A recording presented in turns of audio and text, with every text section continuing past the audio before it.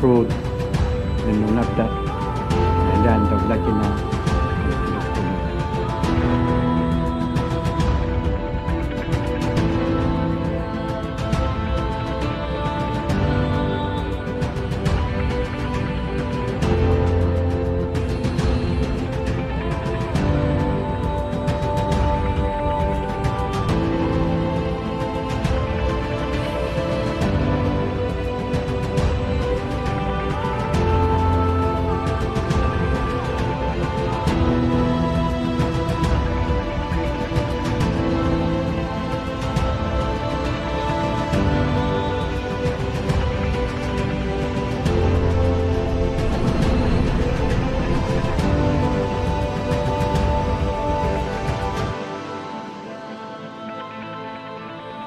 Years after the murder of 6 million Jews,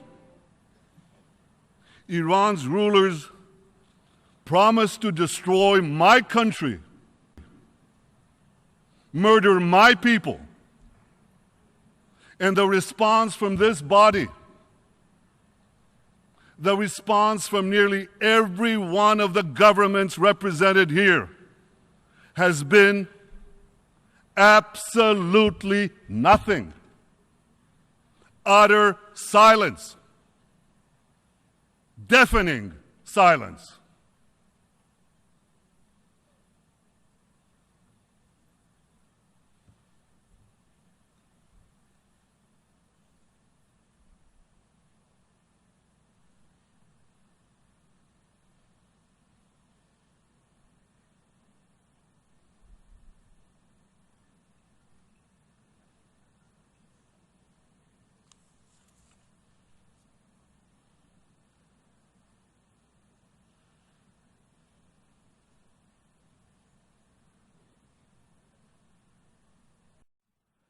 And the UN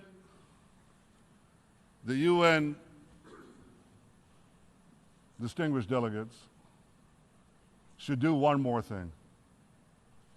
The UN should finally rid itself of the obsessive bashing of Israel. Here's just one absurd example of this obsession. In 4 years of horrific violence in Syria, more than 250,000 people have lost their lives. That's more than 10 times the number of Israelis and Palestinians combined who've lost their lives in a century of conflict between us. Yet last year, this assembly adopted 20 resolutions against Israel and just one resolution about the savage slaughter in Syria. Talk about injustice. Talk about disproportionality. 20. Count them. One against Syria. Well, frankly, I'm not surprised.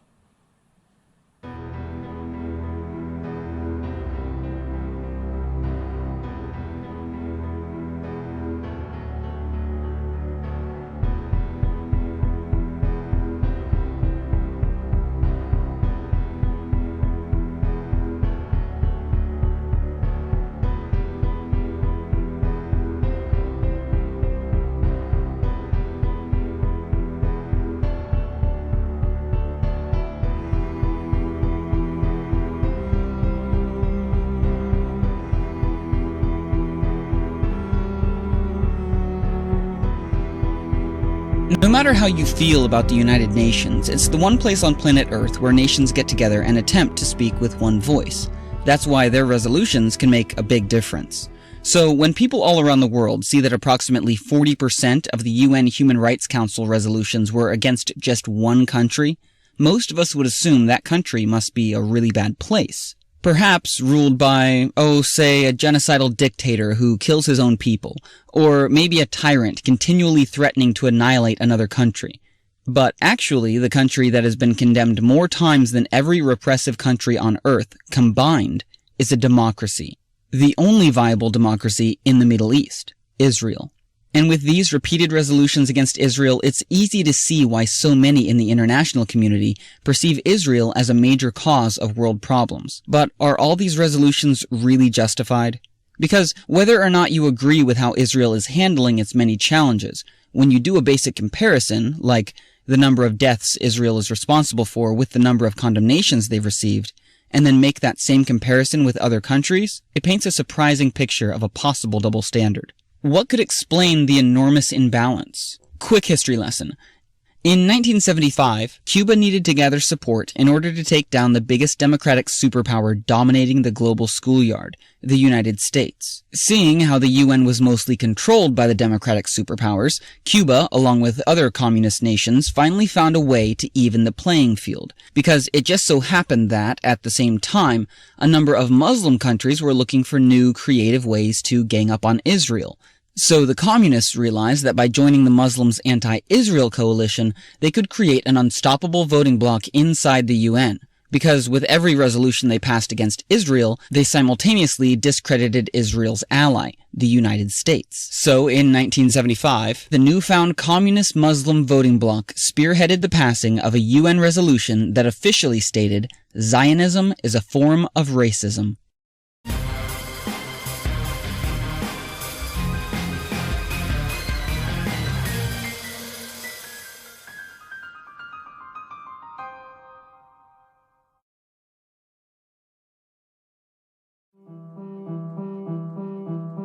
A morning of preparation.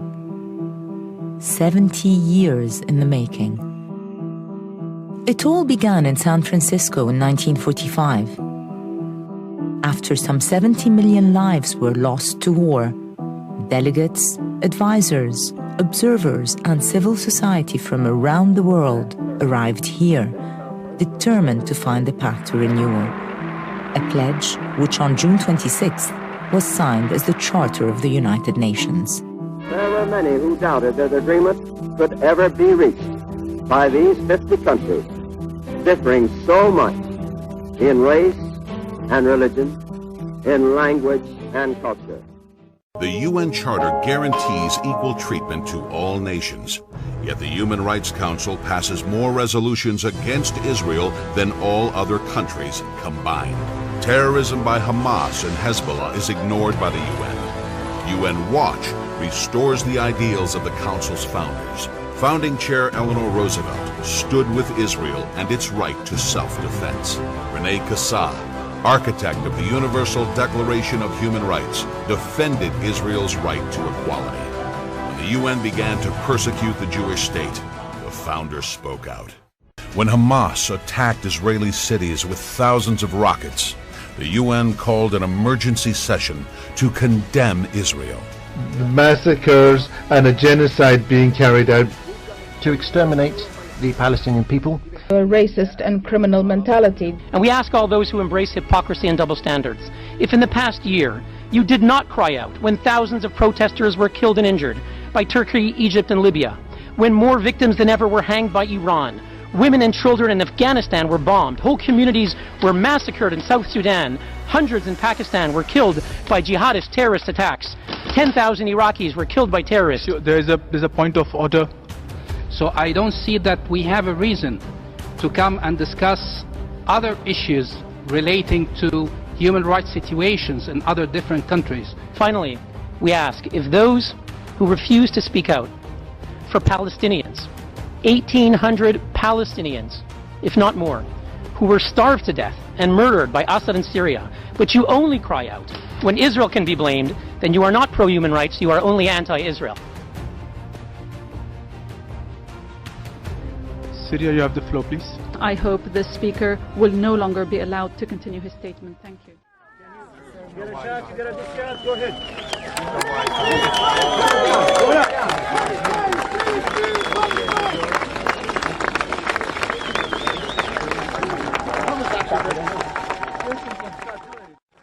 Let us continue to work together to realize the aspirations that this flag carries.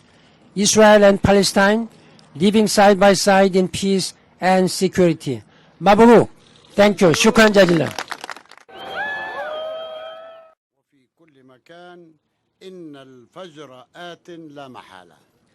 I say to all of them, to the sons of our Palestinian people who are steadfasting, who are patient in everywhere, including in the diaspora and everywhere, the dawn is coming, no doubt, and the day for raising this flag of the state of Palestine will be coming soon on top of Jerusalem, the capital of our Palestinian state, bi'idhnillah, God willing.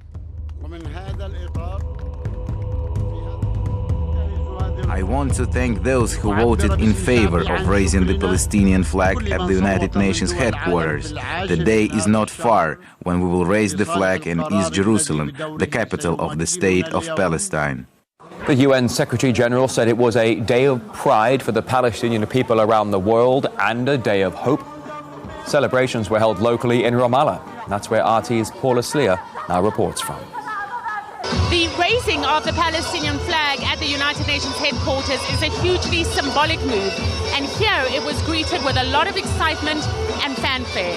The Palestinian president promised he would announce a bombshell at the United Nations, and that he has, by stating that the Palestinian Authority would no longer be bound by agreements with Israel. He says that the constant settlement expansion, the refusal to release Palestinian prisoners, the killing of thousands of Palestinians is something that the Israelis have only themselves to blame.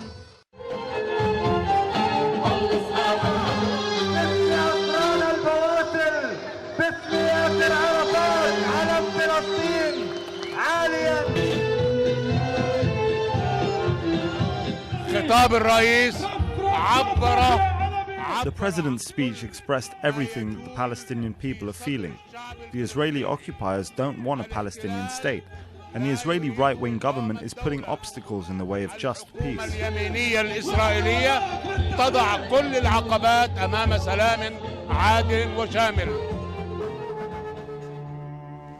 Tell me about the seventh Shemitah. Okay, this is the seventh Shemitah. Is this? It's not just a 7-year cycle. Every seventh Shemitah ushered in a super Shemitah, which is we call the Jubilee. The next seventh Shemitah is the year 2015, and the Shemitah, this period of the Jubilee, begins September 2015 to September 2016.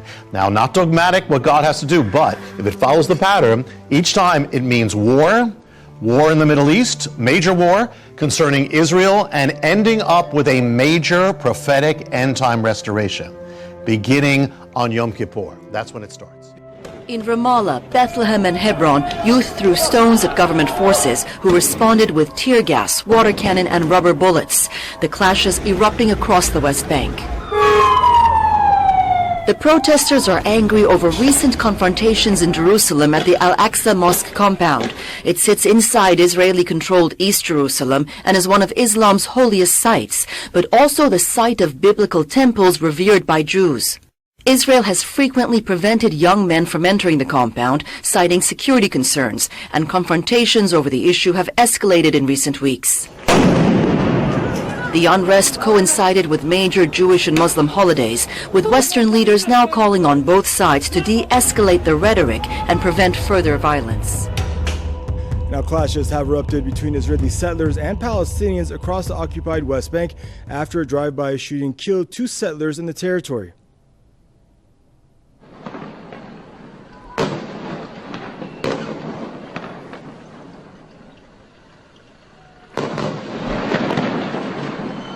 The settlers, backed by Israeli forces, stormed towns and villages across the occupied territories and tried to set Palestinian homes on fire. Several Palestinians have been injured. Tensions between Israeli settlers and Palestinians have been running high in recent weeks. Palestinians blame the violence on attacks by Israeli settlers and troops, which take place routinely throughout the West Bank. The Palestinian resistance movement Hamas described Thursday's drive-by shooting as a response to their crimes against Palestinians. Israel police and the IDF arrested Palestinian Arabs across Israel Friday, after hundreds participated in terror against Israeli military forces and civilians.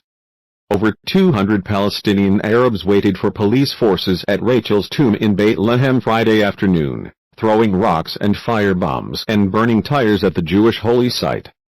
In response, hundreds of Jews flocked to the site and blocked the road. The IDF responded by throwing tear gas canisters on both sides, clashing at the site, and using riot dispersal measures.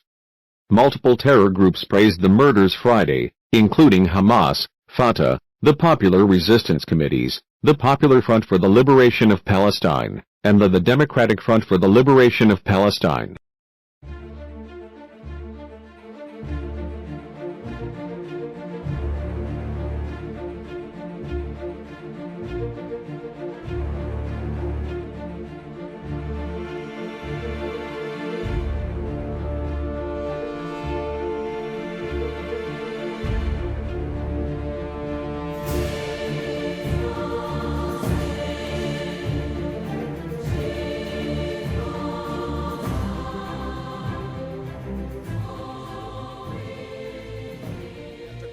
And struggle with how do we apply the values that we care about to this very challenging and dangerous world.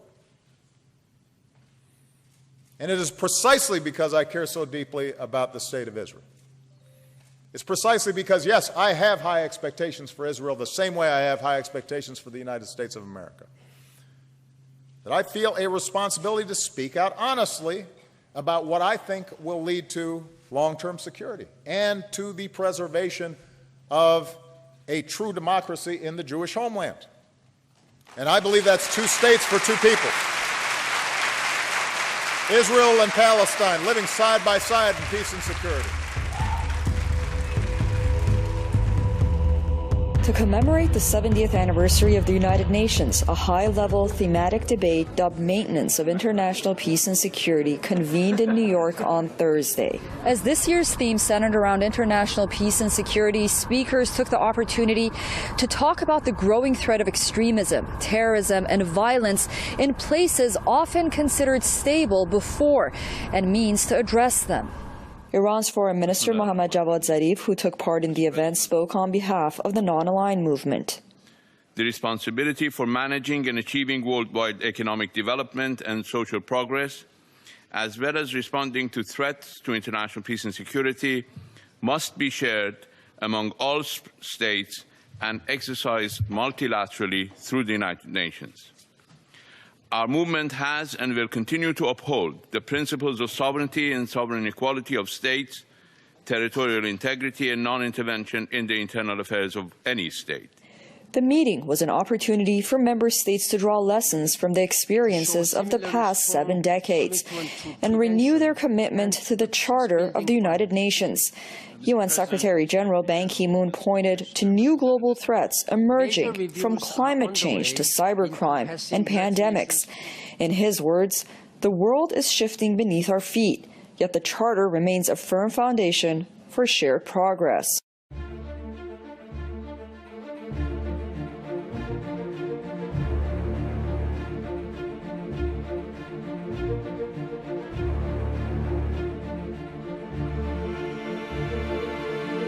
Breaking developments out of Syria now, Russia giving U.S. authorities just a 1-hour warning before launching airstrikes, they say targeting ISIS in Syria. It comes after that meeting between President Obama and Russian President Vladimir Putin, and yet the strikes still came suddenly with little warning. ABC's Chief Global Affairs correspondent Martha Ranitz tonight. Today, the deadly roar of Russian air power. Images posted by Syrian activists showing the sudden dramatic escalation in Russia's involvement. Fear in the streets, chaos in the hospitals. The Russians say the targets were ISIS fighters and command posts.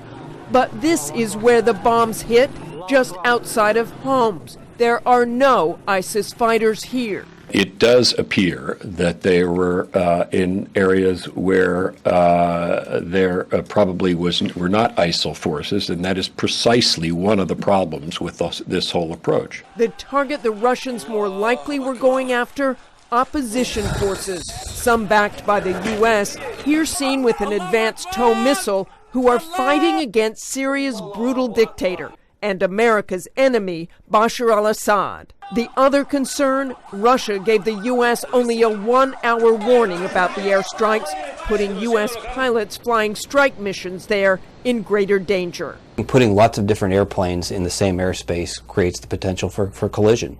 So let's bring in Martha Raddatz tonight. And Martha, wasn't there talk that the Russians and the U.S. would be meeting about this airspace and instead just a 1-hour warning?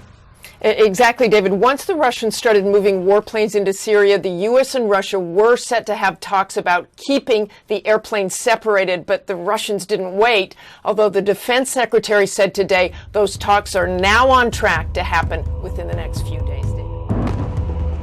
For a second day, Russian jets pounded locations in Syria Thursday. The Russian Defense Ministry saying it has damaged or destroyed 12 targets belonging to the Islamic State group, including a command center and ammunition depots. But questions over who the Russians are actually targeting persist. The U.S. and others maintaining Moscow is going after U.S.-backed rebels fighting the regime of Syrian President Bashar Assad. Despite their claims that they're focused on ISIL, they're actually carrying out military operations where there are few, if any, ISIL forces operating. Russian Foreign Minister Sergei Lavrov disputed those claims, insisting at a United Nations news conference that Moscow and the U.S.-led coalition all share the same goal. We always were saying that we are going to fight ISIL and other terrorist groups. This is the same position which the Americans are taking. We see eye to eye with the coalition on this one. Meanwhile, the coalition campaign inside Syria continued as well, and as concerns grew over a conflict that has now drawn in warplanes from the world's two most powerful militaries, defense officials from the U.S. and Russia began talking via video conference about ways to make sure they don't end up firing on each other. If we can take steps to avoid miscalculation, misjudgment, to avoid some sort of accident happening in the skies, we are going to at least engage in that conversation.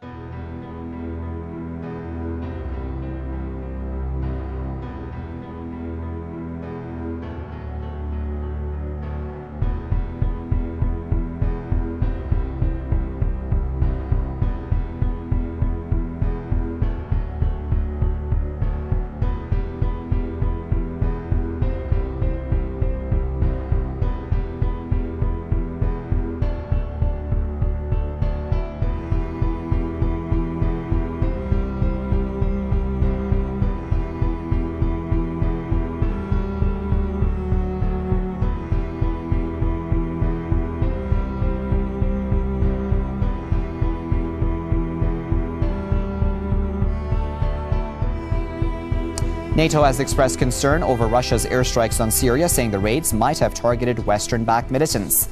NATO Secretary General Jens Stoltenberg urged Russia to play a constructive and cooperative role in the fight against ISIL terrorists and to seek a political solution to the conflict. He also said there has been no real effort on the Russian side to, quote, deconflict its airstrikes on Syria with U.S.-led coalition activities. Meanwhile, the U.S. Defense Secretary has criticized Moscow's strategy in Syria as pouring gasoline onto fire. Russia's military intervention in Syria has 5 additional participants: China, Iran, Iraq, Syria and Hezbollah. Thursday night, China's Foreign Minister Wang Yi made this comment on the Syrian crisis at a UN Security Council session in New York. The world cannot afford to stand by and look on with folded arms, but must also not arbitrarily interfere in the crisis. A no less significant development occurred at about the same time when Iraqi Prime Minister Haider al-Abadi, speaking to the US PBS NewsHour, said he would welcome a deployment of Russian troops to Iraq to fight ISIS forces in his country too. Baghdad and Moscow have just concluded a deal for the Russian Air Force to start using the Al-Taqaddam Air Base at Habaniya, 74 kilometers west of Baghdad, both as a way station for the Russian air corridor to Syria and as a launching pad for bombing missions against ISIS forces and infrastructure in northern Iraq and northern Syria. Xi Jinping made his first UN speech as China's president. He pledged that China will never pursue expansion or dominance. No matter how the international landscape evolves and how strong China becomes, China will never pursue hegemony, expansion, or a sphere of influence. Well, the Chinese leader's statement comes against the background of a confrontational mood among the American media. They've been labeling, Beijing as a major security threat for America. China now flexing more military muscle. New weapons, which U.S. officials believe are designed specifically to target U.S. military assets. Is China a fire-breathing dragon? China poses the greatest long-term strategic threat to the United States. Chinese hackers have been targeting defense contractors, U.S. government facilities, and others. Well, the Chinese, we know, have been attacking U.S. systems for a long time. The nominees are for hacking into millions of health insurer Anthem's customer records: China, and China. Independent China specialist Andrew Loon told us why there's such mistrust between the U.S. and China. Our corporations work to both sides' advantage. Between China and the United States, it's inevitable that the existing superpower would feel uncomfortable with its potential challenger. So there is a great deal of still mistrust between the two sides. For example, on cybersecurity, on China's intentions in the South China Sea, on China's global strategy, whether China intends to push the United States out of the Asia Pacific.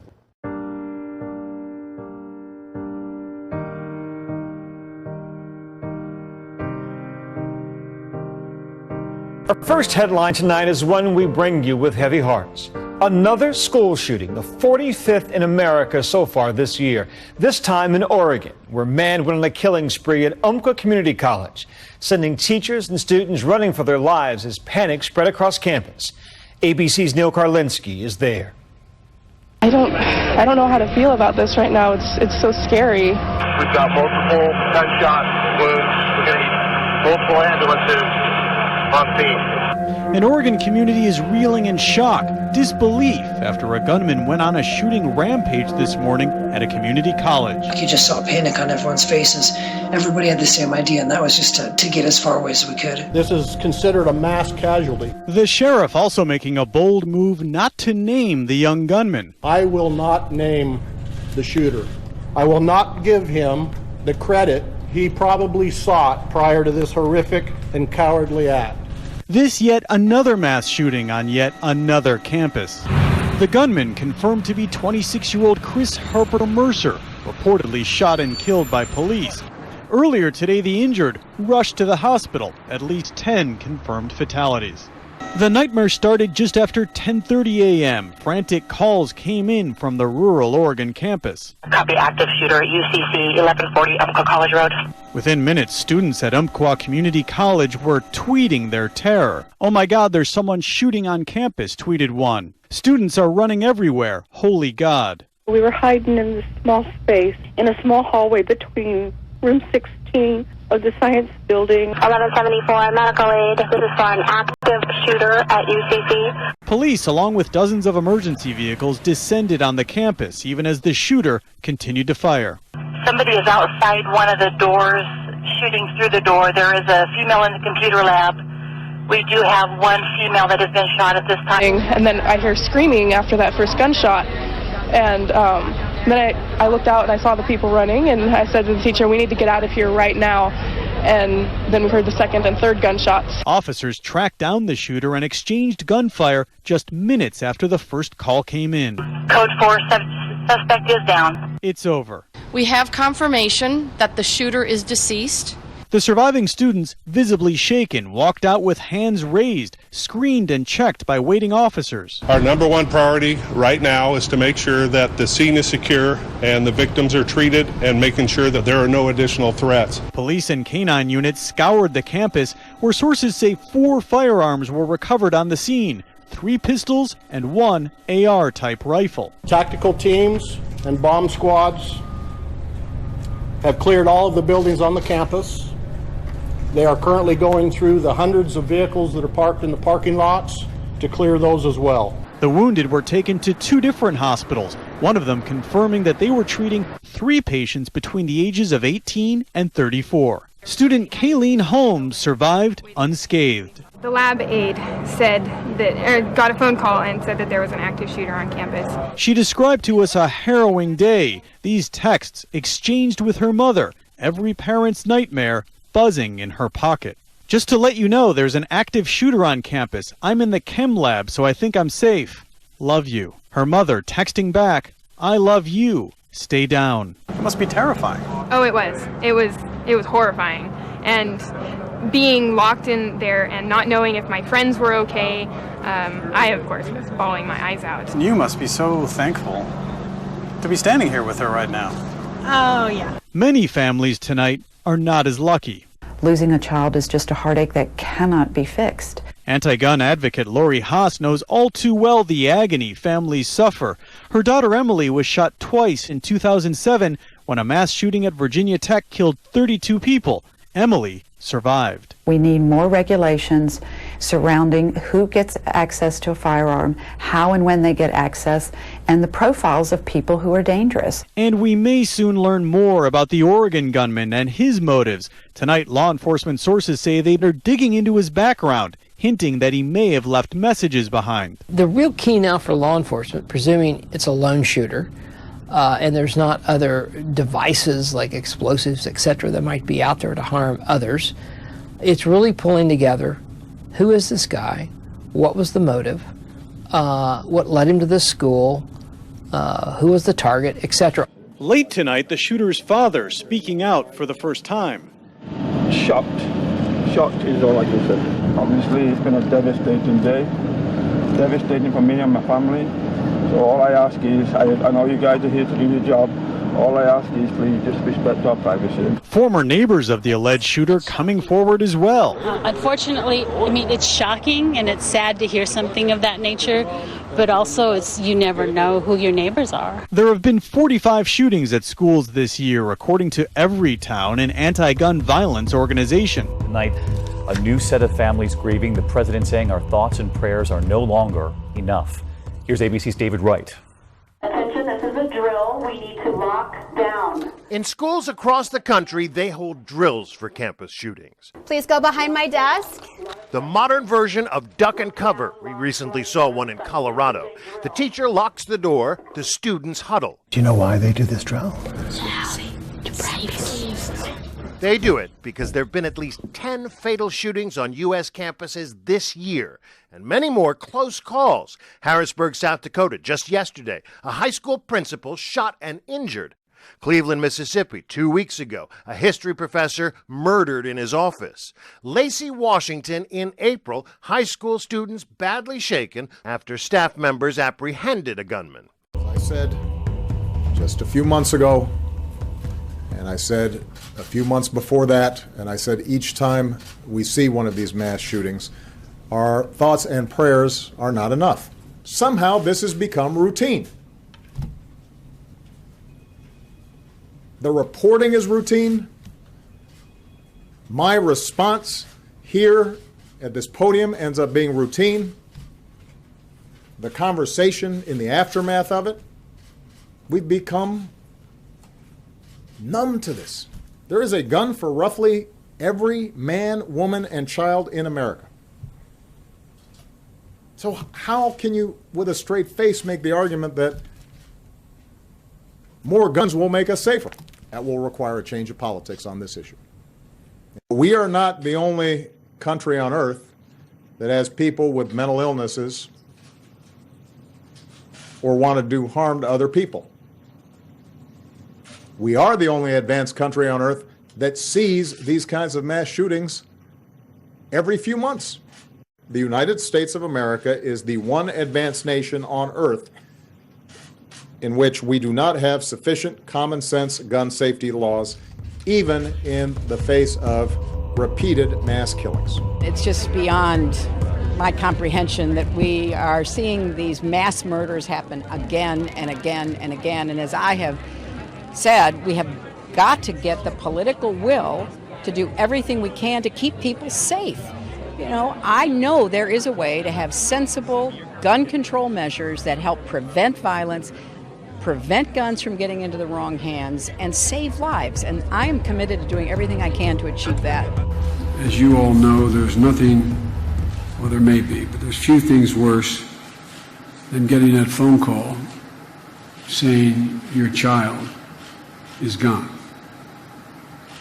Your child is gone. or your brother, your sister, your husband, your wife. And folks, part of the dysfunction of our political system today is that there is an overwhelming consensus in America on two things that are equally defensible: the Second Amendment and sane gun legislation. The Second Amendment doesn't say you can own a bazooka. It doesn't say you can own an F-15 with Hellfire missiles. There's the ability of the government to limit the type of weapon that is available. We don't have enough information now for me to comment on the specifics. My guess is, I'll prepare to bet you, that it was a semi-automatic or an automatic weapon. I don't know that yet, but that'd be my guess. For so many people to be shot in such a short amount of time. We're basically the only civilized country in the world where we have these massive murders in our country. And 87% of the American people agreed with the proposal I put together for the president on background checks and gun safety.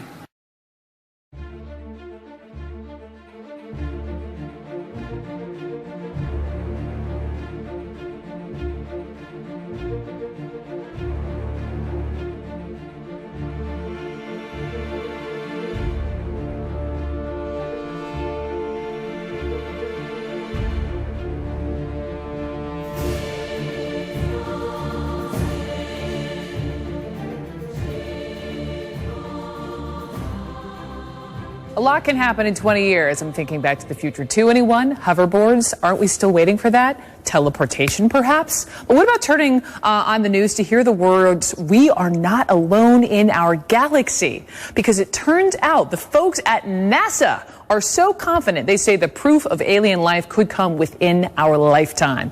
So this panel of these super smart science space experts holding a meeting in Washington to discuss exactly how NASA expects to find the first inhabited planet. So joining me now is Charles Bolden. He is a NASA administrator.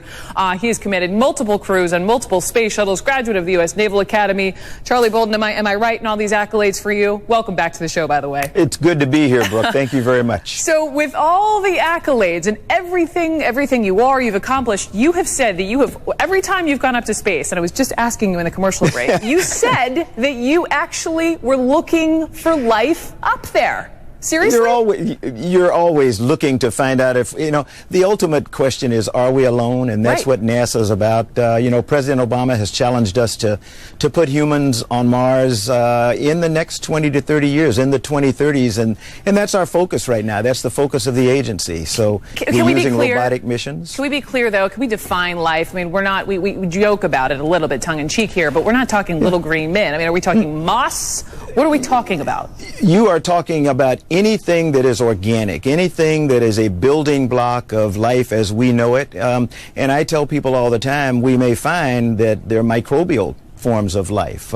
There may be much more advanced forms of life than we don't know. We just want to find out. We believe that in this vast universe, there are other forms of life other than just here on this planet. It's hard to think that we would possibly be alone, but I'll leave it to you and the folks at NASA to figure this out, which, speaking of... Discovering alien life. It's the holy grail of space exploration.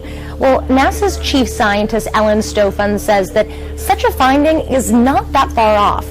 She expects that we'll find indications of life within the next decade and definitive evidence within the next 30 years. Within all of our lifetime, though, we're going to understand that there is life on other bodies in the solar system. We're on the verge of things that people have wondered about for millennia. Are we alone? Why the burst of optimism? Water. Water is a key ingredient in life as we know it. And scientists say if you find water, your odds of finding life go up. And it turns out our galaxy is a soggy place. Outside of our solar system, astronomers think there may be many worlds covered by deep oceans.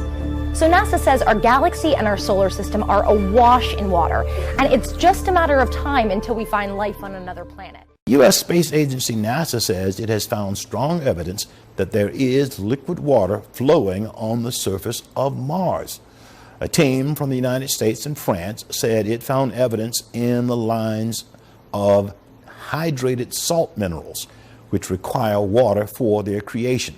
Scientists say they found the first evidence that briny water may flow on the surface of Mars during the planet's summer months.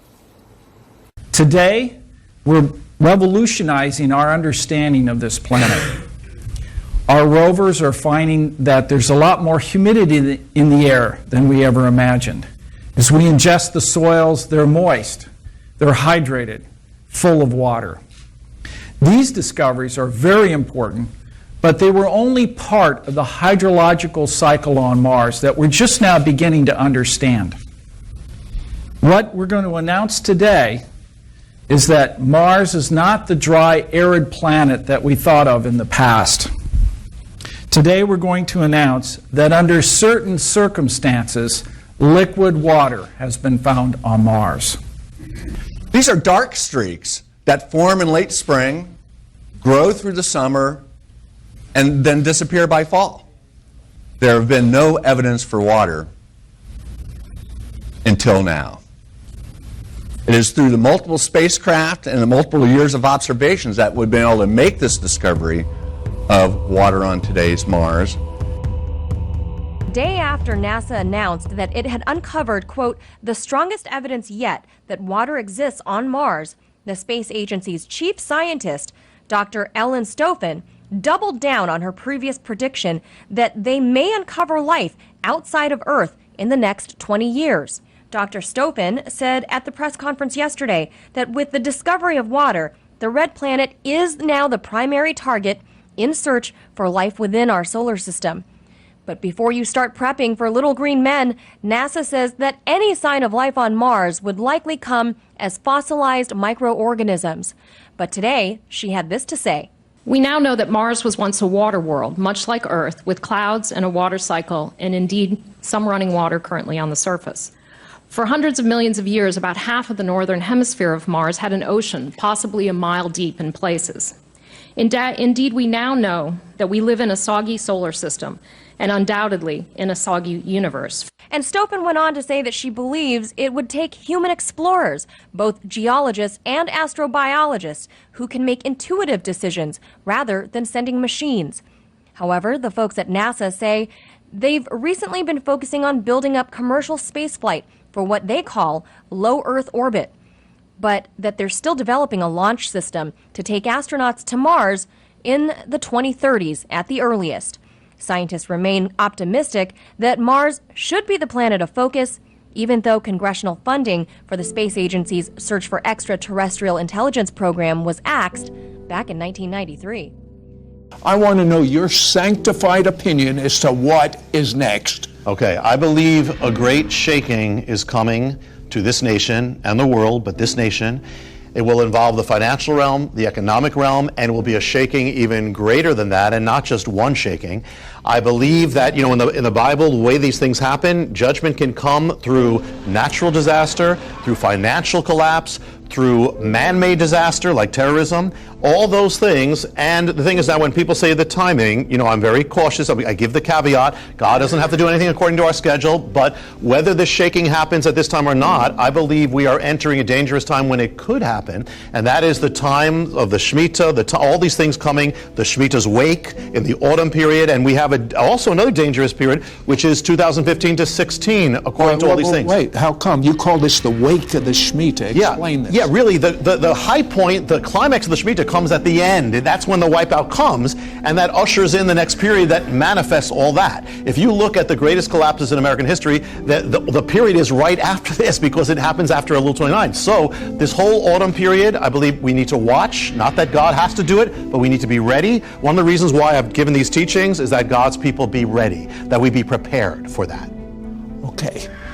We've heard a lot of, I'll call it for what it is, gloom and doom. No one wants to hear gloom and doom. Not me, not Jonathan. Is there any good news? Yes, wherever there. Oh, good! If I walked out now, it wouldn't be good. Wherever there's God, there's good news. Wherever there's God, there's hope. Now, here's the thing. God is always for redemption. I believe this. I believe the purpose of the shaking is not for Israel. The purpose of the shaking is to bring revival. Meaning, if there was no shaking, I believe there wouldn't be hope. Because America's grown so deafened to God, it's going to take a shaking. Most of us came to the Lord because of a shaking. Same with nations. I believe that the shaking that's coming can, if we are ready and according to the sovereignty of God, can lead to the greatest revival we have ever seen, ever. End time revival. And there can be judgment and revival at the same time. Is there a strategy for us? Tell me. Yeah, I would say, one of the things we talked about is the Elijah paradigm in the teachings. And that is one is we have to be, more and more God's people have to be unplugged from the world now, more weaned from being dependent on the world when this happens. Number two, we have to be more plugged into God, just like Elijah was, a man of God, man of prayer, man of power. We have to be bold. We have to be committed. There's a whole, this is the end times. And Sid, I believe in the end times, it's not just about things getting darker, but there's a polarization. The dark gets darker, but the lights have to get brighter. That's what God is calling us to do. We are to shine. This could be our greatest moment. If these are the days of Elijah, we must become the Elijahs of the day. Jonathan, a final word. Listen, people are saying, how do I be safe? Where should I be? Where should I go? Well, the safest place, let me say one Hebrew word. The word for safety in Hebrew is Yeshua. And Yeshua is Jesus. Outside of him, there's no safety. Inside of him, there's no fear. Don't fear. Just get your life in Yeshua, Jesus. If you're in him, get more in him. And you will not fear. You will stand because the Lord will be your safety.